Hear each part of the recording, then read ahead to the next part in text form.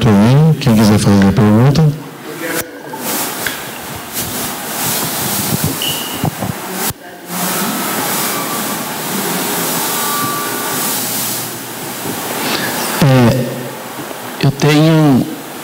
Eu tenho estudado sobre o ectoplasma. E eu tenho algumas dúvidas em relação a ele. O médium, quando ele está em atividade, ele produz ectoplasma, que sai pela boca e outros orifícios. E eu já vi imagem em que no meio do ectoplasma tem ali figuras de pessoas, de várias pessoas. E pelas informações que a gente tem, o médium produz o ectoplasma e depois ele retorna à pessoa. Eu queria que vocês falassem um pouco mais sobre isso, no sentido de que esse ectoplasma, ele volta como para o médium? É feito algum trabalho, é feito algum recolhimento de energia que estava atrapalhando o ambiente, atrapalhando a pessoa? O recolhimento de alguma coisa? Se isso é recolhido, como que isso é processado como que a espiritualidade processa sobre isso? Não sei se eu fiz claro a minha pergunta. Bom, opa aí, ó. Eu tinha duas respostas para você. Você quer a primeira ou a segunda?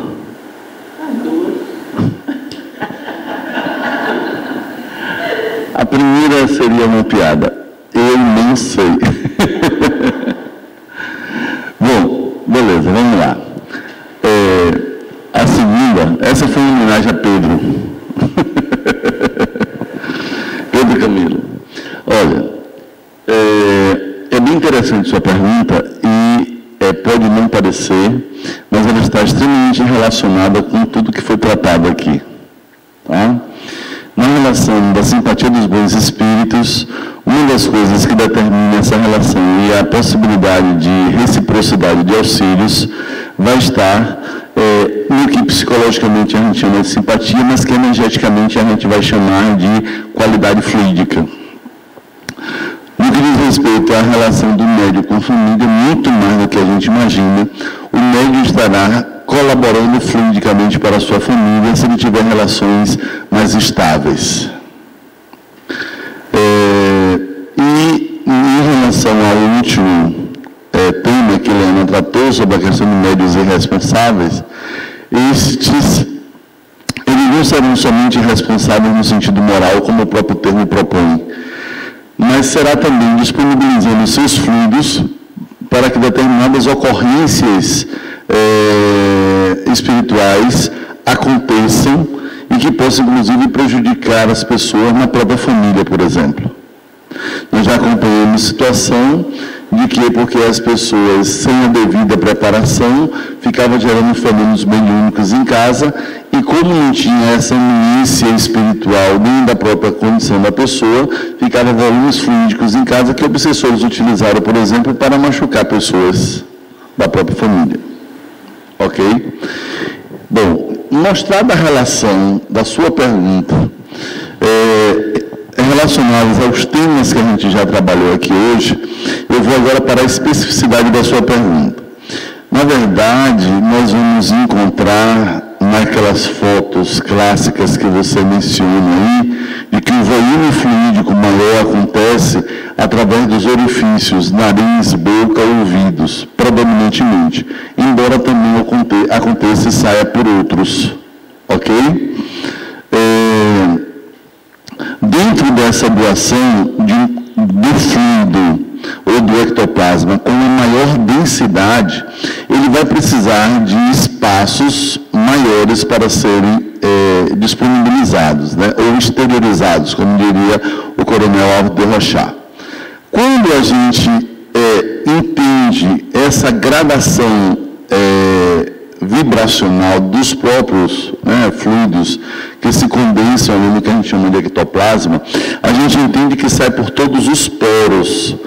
Só que o que sai por todos os poros tem uma densidade mais rarefeita. Por isso acaba não sendo percebido, salvo por algumas pessoas com mediunidade de clarividência, que aí pode identificar isso.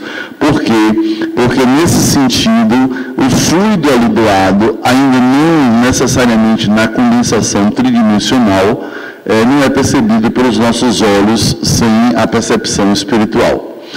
Esse ectoplasma é oferecido, ele reveste o corpo do espírito, parcial ou totalmente, para que se manifeste ali, segundo as intenções, o volume fluídico e a qualidade dos fluidos. Depois disto, a depender das circunstâncias, da capacidade ou da qualidade fluídica do ectoplasma oferecido pelo médium, esse ectoplasma pode se dissolver, volta ao grande éter, como diziam os filósofos antigos e alguns espiritualistas, ou seja, volta ao fluido cósmico universal, como ele também pode sim retornar ao médium regido por uma lei que é da afinidade, aquela energia dele. Volta integralmente não, porque parte desses fluidos foram utilizados na realização do fenômeno.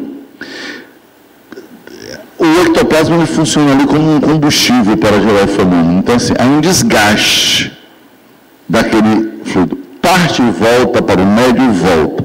E é assim, de que forma isso volta? Ele volta atraído pela origem. A mesma matriz do universo, nós saímos de Deus e voltamos para Deus. Tudo aquilo que a gente gera, a gente até projeta e disponibiliza, também retorna para nós. E esse retorno é rarefeito. Não é na mesma densidade que vai entrando, voltando para entrar pelo nariz e tal. Esse processo aí, ele se dá quando o fenômeno se desfaz, o fluido ali, ele perde aquela densidade e ele vai retornar para o médium. Olha que coisa extremamente interessante, nós temos o registro do Aureliano Alves Neto, por exemplo. Ele conta, no livro lá sobre as curas espirituais extraordinárias, de que um determinado médium, de característica de doação ectoplásmica em um ambiente que deveria estar hermeticamente fechado, completamente escuro, e ele estava em uma maca perto da janela e era protegida por uma cortina. E aí, em um dado momento lá, por um equívoco, alguém se bateu na cortina e um raio de luz do poste entrou pela janela e alcançou a perna do médium. E como o médium estava no meio do fenômeno, ou seja, ele vivia ali toda uma imbricação do processo, a perna do médium foi desmaterializada. E aí, os espíritos, o povo, quando viu aquilo, ficou agoniado. E aí, os espíritos fizeram uma voz direta, pedindo para que todos ali continuassem em oração, porque eles estavam consultando espíritos superiores sobre a situação. Depois de um tempo veio a resposta, voz direta novamente, de que houve autorização, porque o médium não tinha necessidade kármica de passar por aquilo, de ficar sem a perna. E que eles iriam reconstituir a perna do médium. E foi feita a reconstituição. Aí você poderia dizer, como um bom discípulo de David Hume, que é um filósofo cético, sim, mas quem garante que isso é verdade? Perfeito. Na perna do cara tinha uma cicatriz. A nova foi reconstituída, não veio com cicatriz. E aí, a a gente começa a observar o quanto ou nos falta ciência, bom, porque ciência espiritual a gente já sabe que falta mesmo, mas ciência física mesmo. E assim, às vezes a gente diz assim, não, mas o médico disse que não tem cura. Meu amigo, não tem cura em que perspectiva? Por conta da tecnologia, por conta dos recursos que você tem. Aqui, no horizontal, no vertical, o papo é outro. Então, assim, quando e esse é um tema, e assim, a sua pergunta ela é muito boa, muito adequada, porque nos permite falar de coisas que pouco se discute. Sobre essas possibilidades que existem e estão na relação. O dia de quinta-feira, por exemplo, é um dia que a gente trabalha também lá com o Dr. Hans, é um dos dias em que ele faz os atendimentos. Então, houve uma época que eu saía da atividade do centro, tomava um banho, como hoje ainda, só mudou de faculdade. Tomava um banho e ia trabalhar. E era muito interessante, tinha uma pessoa lá, e hoje ela trabalha, algumas vezes aconteceu dela dizer assim, Deus está na porta do elevador, ela não me vê. E eu disse assim, oi. Ela fez, oxe, eu nem me vi. E ter vezes dela chegar e dizer assim, nossa, que coisa interessante, eu olho para você, a impressão que você está meio transparente. Ok? Hoje ela tem um trabalho, hoje ela sabe da atividade, hoje ela participa. Mas observe que, na condição de leiga, ou intuitivamente, ela percebia que meu organismo ainda estava sob um efeito da participação em um trabalho em que aconteceram cirurgias, em que aconteceram desobsessões diversas, alterações de estruturas cognitivas, psicológicas e tudo mais, no atendimento espiritual, e que ali minha energia, óbvio que não exclusiva, com todo o grupo que estava ali, a gente não recomenda que ninguém vá fazer uma atividade dessa sozinho. Então, assim, mas naquela situação ali, minha energia disponibilizada para o processo repercutia na percepção de uma outra pessoa quando não olhava. Por que isso? Porque ainda estava voltando gradativamente para aquela frequência minha, a minha frequência padrônica. Então, assim, isso é percebido, isso a gente vive no dia a dia. No próprio passe que a gente oferece, o que a gente chama de circuito, né? Eu estou aqui gerando, usinando as minhas energias, assim como recebendo, no caso do passe misto na casa espírita, que predominantemente é misto, recebendo da equipe espiritual.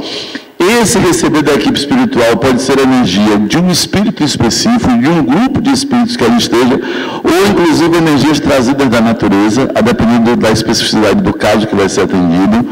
E aí se estabelece esse circuito, quem doa, quem recebe, e aí assim, algumas pessoas dizem assim, mas aí depois eu fiquei me sentindo mal. Ficou porque assimilou, não era para assimilar. Você gera, mas também você é canal. Não só das suas próprias energias na projeção, como daquelas que você recebe. Então, a grande questão a gente conhece essa situação, você conhece, que na natureza nada se perde. Tudo se transforma. Então, assim, não há uma perda dessas energias. Aí, assim, a energia da pessoa não está bem. No circuito que faz com você, você transforma essa energia, ao mesmo tempo que você estimula o sistema energético da pessoa e estabiliza, e aí ela se assim, não estou bem. Então, assim, se eu entendo lá determinadas referências científicas, a gente começa a entender esses processos que acontecem, que estão vinculados à questão da ectoplasmia, dos fluidos, quer seja no passe, quer seja numa materialização, quer seja num atendimento médico espiritual, quer seja de uma relação sem necessariamente uma perspectiva. E eu lembrei aqui agora do caso lá do sujeito com a bicicleta que se bateu no carro e que durante a noite Helena fez. Aí você conta. Né? Aconteceu todo um fenômeno de ordem fluídico ectoplásmico que ela viveu em desdobramento e que foi a condição para que o homem não viesse a desencarnar. Conta aí. Eu acho que é bem ilustrativo para isso. Tá. Eu tinha pensado aqui em esclarecer um pouquinho mais, nem vou falar disso, mas a respeito da pessoa lá que eu me referi, da esposa do pastor, que buscou orientação. E ela falava justamente disso, de que uma pessoa na igreja impunha a mão sobre quem estava ali endemoniado, né, usando as palavras dela, impunha a mão e, qual é a expressão que eles usam mesmo? Está repreendido, alguma coisa assim, né? Está repreendido, está repreendido. E ela dizia, e eu vejo que isso não tem efeito nenhum sobre a pessoa e quem está ali com ele. O que eu vejo é que quem está do lado ali, e ela aí via pessoas específicas que, estando ali, doavam, ela não sabia o que era, o ectoplasma, e ela via essa doação que, alcançando a pessoa ali, fazia com que o espírito se desligasse, o atendimento acontecesse. Ela diz, eu vejo isso, não sei se era o pastor, quem seja lá, impõe a mão, ele acha que ele está fazendo aquilo e que saiu porque ele disse aquilo. E não tinha efeito nenhum aquilo. Quem está lá quietinho do lado, doando, e ela diz, eu não sei o que é aquilo que sai da pessoa, que alcança o outro e que é que permite, e aí as explicações que a gente foi dando e tal. E eu disse, agora você volta e continua trabalhando com consciência do que é que acontece. Né? E essa experiência foi, que Lindomar se refere, eu estacionei o carro no meu trabalho, olhei, abri a porta, não vinha ninguém, e me voltei para apanhar minha bolsa e os cadernos, e a porta bateu na minha perna, então, incontinente, eu abri novamente. E quando eu abri novamente, a parte de cima da porta bateu na garganta de uma pessoa que estava numa bicicleta. Derrubou essa pessoa no chão, o senhor. E depois eu fiquei sabendo que ele tinha perdido o rumo, então acabou indo para um ponto cego do carro, ali atrás, porque estava olhando uma jovem de short, que estava passando do outro lado da calçada. Largou lá o coisa, continuou pedalando e olhando para o lado lá, e a porta veio bem aqui no pescoço dele. E assim, na época, então, a pancada foi tão forte que a porta do carro não fechava. E estava do outro lado da rua, porque estava me esperando para resolver alguma coisa comigo, a pessoa que é o vice-presidente do centro e que trabalhava no hospital, que ficava a poucos metros de onde eu trabalhava na época.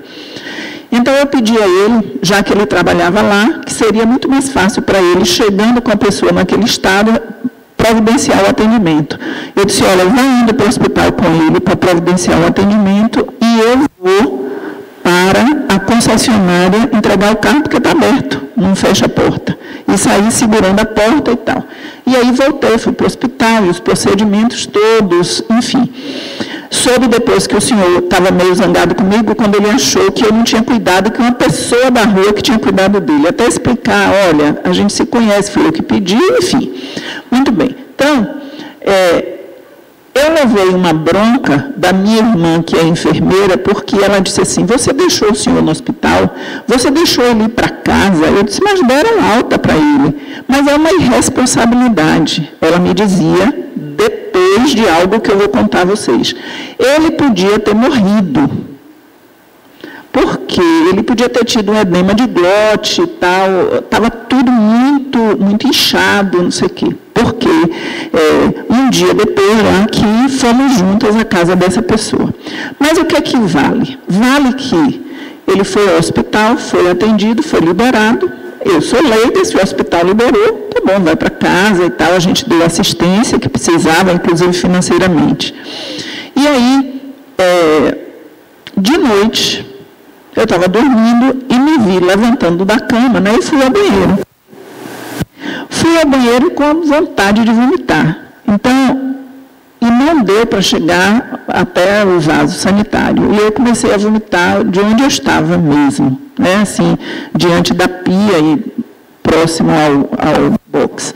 E aí, muita sujeira, muito sangue, e eu não conseguia segurar aquilo. Então, outra ânsia de vômito, eu corri, não consegui chegar ao vaso de novo, fui para a pia e vômito novamente, depois outra, novamente vômito, e sujando o ambiente todo. Então, numa dessas vezes, da última vez, que eu virei completamente, né, tentando não me sujar com aquilo, eu me dei conta de que os meus pés estavam acima do chão esse tanto. Aí, como que me tranquilizei, disse, estou desdobrada.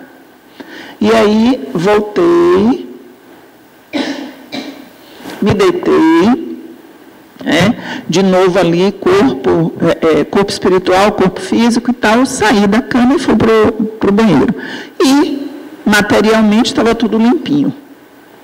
Eu limpei assim mesmo, porque eu sabia de tudo que tinha deixado ali, e fiquei com esse dado, essa vivência, sem saber exatamente o que estava acontecendo. O Lindomar tinha viajado, estava numa dessas viagens para fazer palestra e que ele tinha demorado um pouco mais.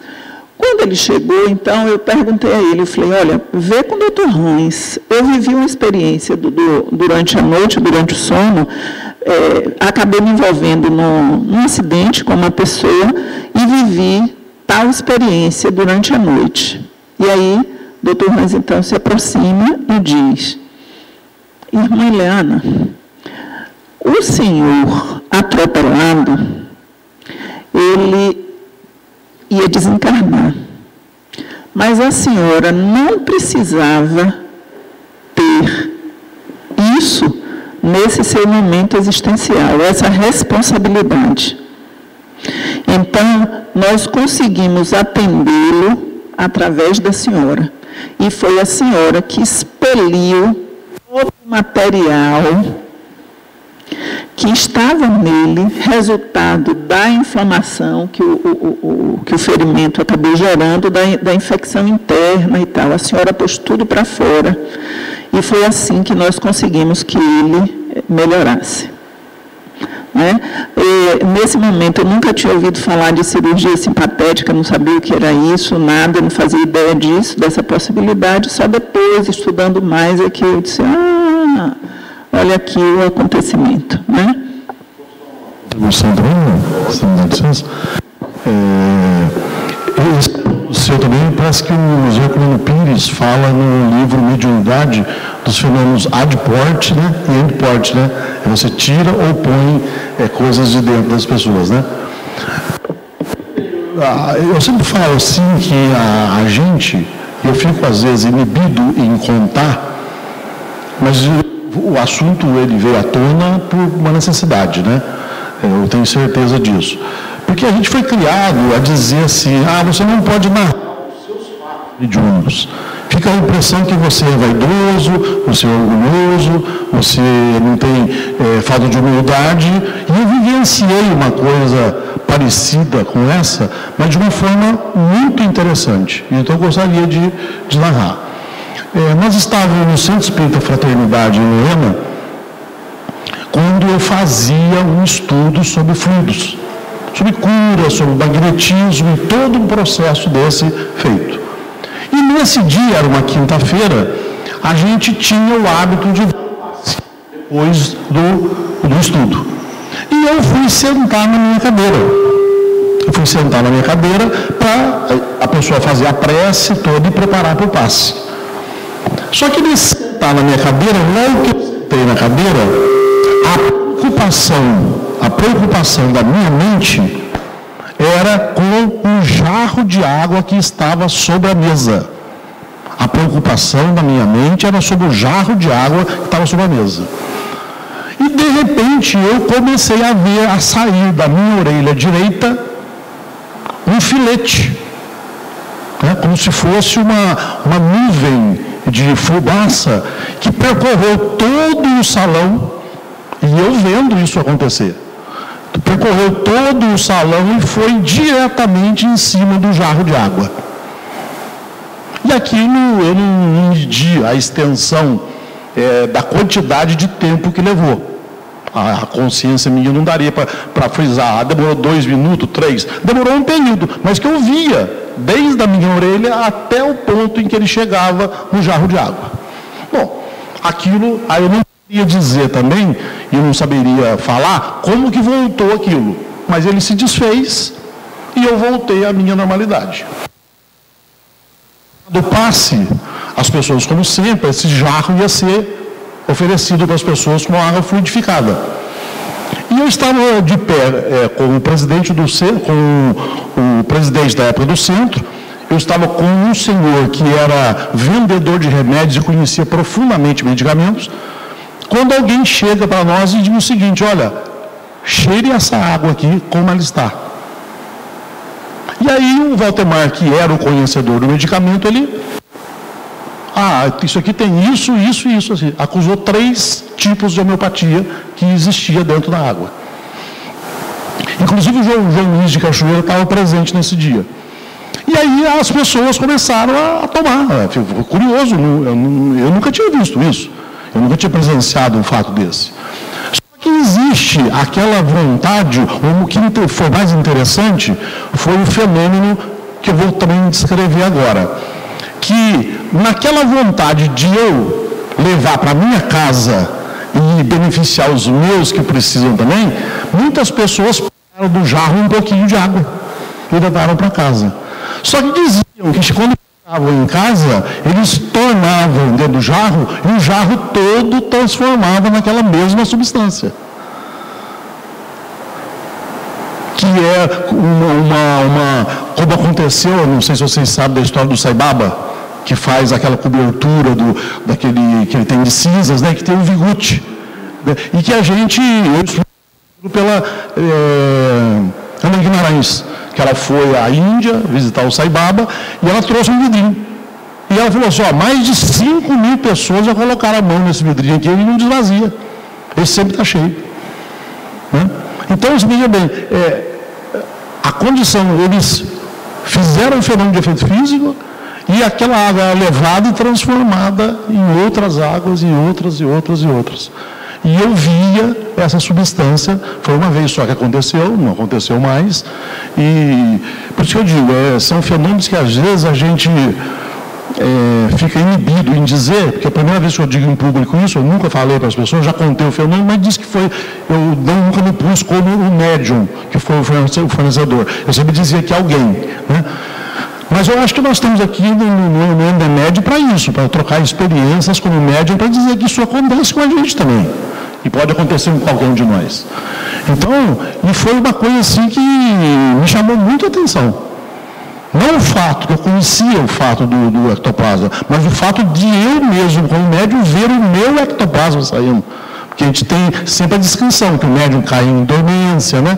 E aquilo vai saindo, né? Porque tira muita energia, mas eu estava plenamente consciente do que estava acontecendo. Só que eu não sabia o que eles estavam fazendo na vasilha d'água. Mas a preocupação minha era o vasilhame de água. Nesse relato, tem duas questões que a gente precisa observar. Como tinha uma função específica de alterar a água, neste tipo de fenômeno não tem retorno. O retorno teria se ele bebesse da água, que eu fui então lá. Porque ali foi para uma realização externa permanente. Né? Segundo aspecto, ele viu pela clarividência, mas as outras pessoas não viram. Então a questão da densidade fluídica que eu falei. Não foi esse fenômeno, não foi com a densidade, não foi de materialização. Como classicamente se chama, que todo mundo veria o fluido. Estava numa densidade específica que só foi possível ser visto pela clarividência. E a da senhora também, lá do pastor que Lana contou. Seria a água transformada, né? Isso. Aí assim, a outra questão que aí você coloca e que traz aí um ponto de reflexão para nós, e que a base é a mesma na dimensão física. Se eu pego aqui um concentrado e eu vou lá e coloco em outra água, esse concentrado vai transformar a outra água. Só que lá vai estar mais diluído. Ok? Então, quando os espíritos fazem, por exemplo, a gente já viveu isso em diversas situações. A pessoa diz assim: olha, hoje eu estou aqui só com um copo. Esse copinho de água mineral, né? Fechadinho. Estou só com um copo aqui. Chegando em casa, eu posso colocar na jarra? Pode. E aí eu já vi que os espíritos fazem um procedimento mais intenso, ok? Que é para a pessoa poder chegar, quando jogar na jarra, ficar na dosagem que seria, tá? Então, assim, da mesma forma que a gente vê ou se faz algo aqui, a gente vê que a base é a mesma, porque assim, o nosso universo é o mesmo. E é interessante observar essas questões. Como fizeram bem concentrado, no que as pessoas chegaram em casa e colocaram, também ficou lá. Né? A questão dos fluidos que foram utilizados, a alteração do gosto da água.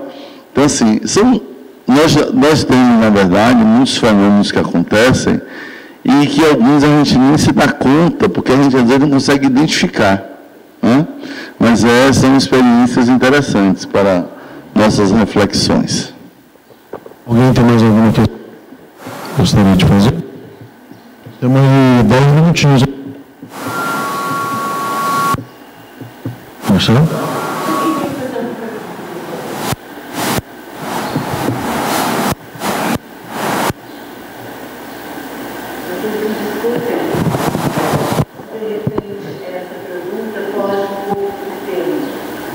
Não estou conseguindo. Eu tenho escutado que já está acontecendo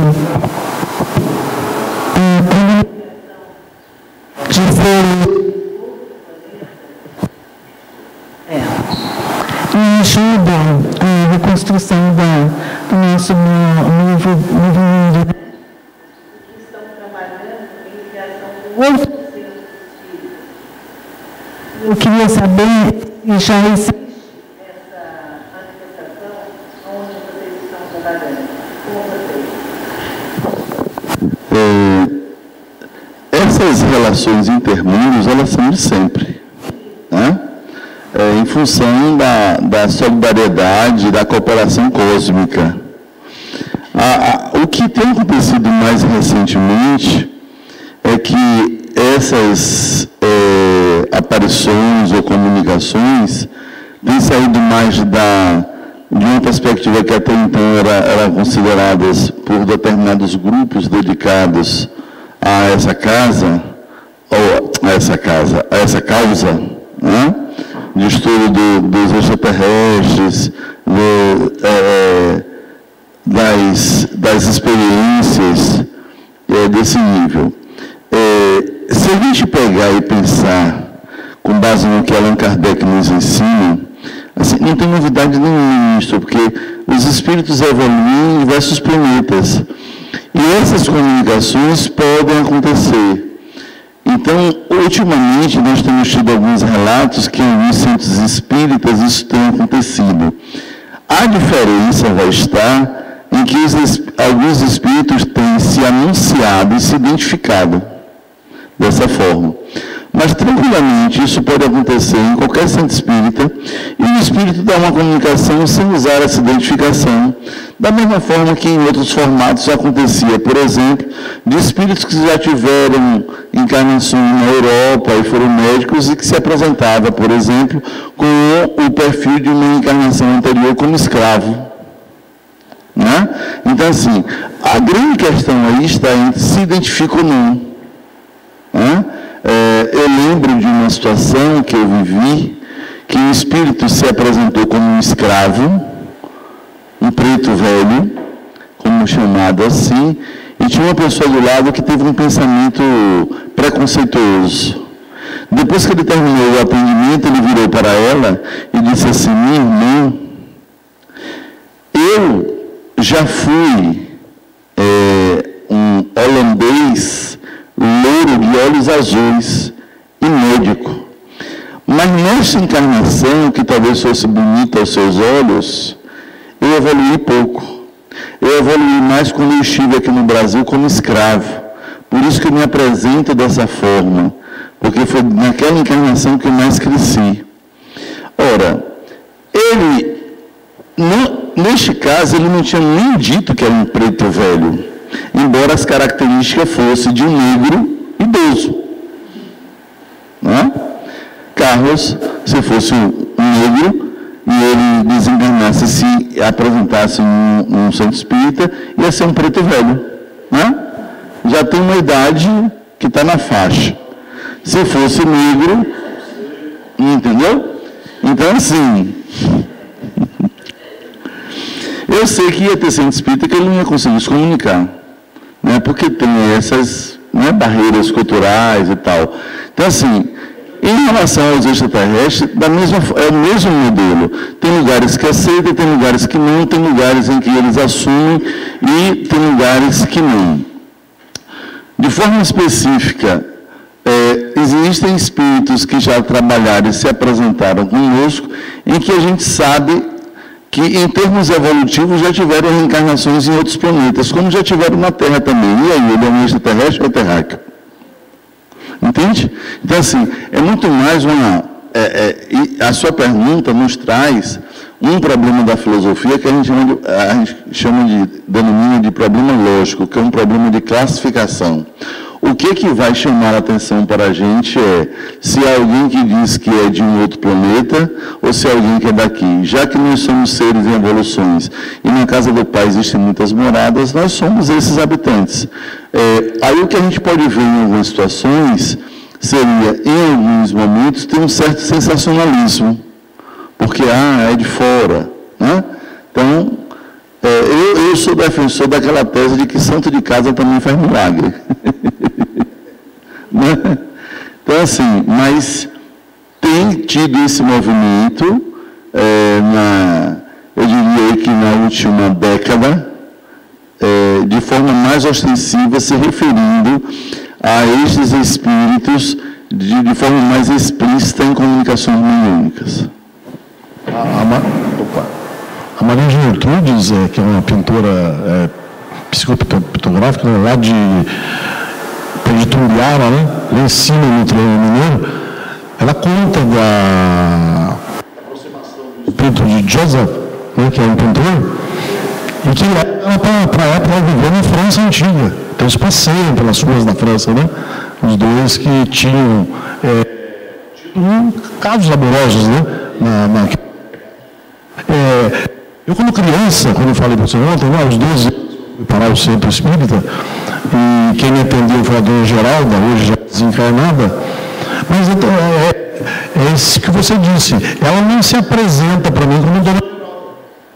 Ela se apresenta para mim como um grande índio de uns 2 metros de altura, aquele índio que usa o cocar até os pés, a pele bem vermelha, dizendo ela ser a encarnação que ela foi muito evidente para ela, essa relação com pessoas, com necessidades, e ela então prefere, para mim, para os outros, aparecer como um grande indígena, um grande chefe indígena.